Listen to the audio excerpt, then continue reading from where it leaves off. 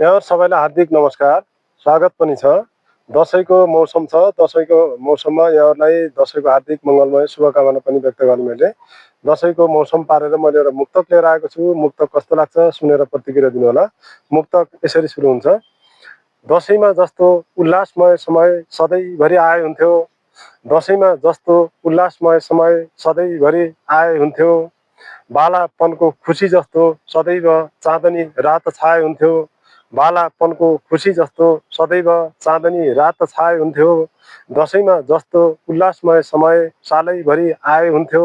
बालापनको खुसी जस्तो सदैव चाँदनी रात छाए हुन्थ्यो।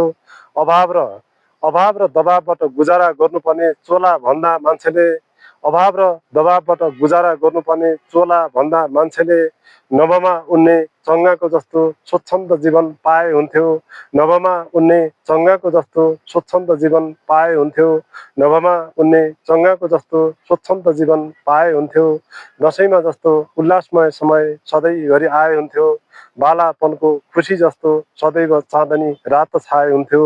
अभाव र दबावबाट गुजारा गर्नुपर्ने चोला भन्दा मान्छेले नभमा उन्ने चङ्गाको जस्तो स्वच्छन्द जीवन पाए हुन्थ्यो।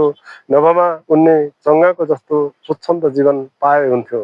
हस्, धन्यवाद, नमस्कार। यहाँहरूलाई दशैंको शुभकामना फेरि पनि टकारे। नमस्कार।